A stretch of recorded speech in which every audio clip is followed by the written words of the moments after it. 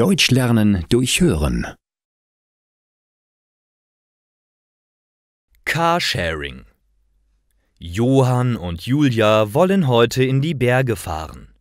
Sie haben Lust auf ein Abenteuer, aber sie haben kein Auto.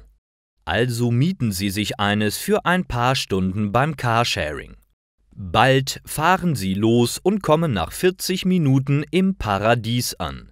Mit Wasser im Gepäck wandern sie 1,5 Stunden zu einer Hütte. Dort gibt es köstliches Essen. Lachs mit Gemüse und Suppen zum Aufwärmen. Auch der Wein und der Apfelsaft schmecken sehr gut.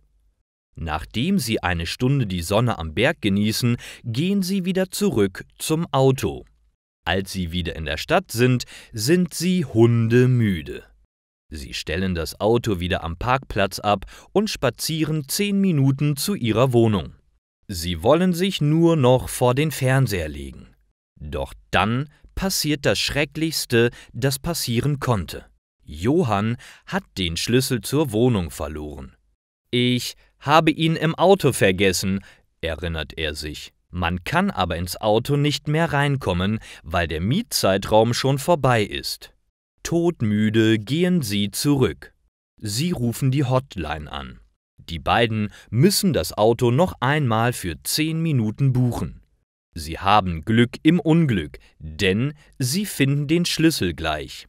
Endlich können sie sich auf das Sofa legen.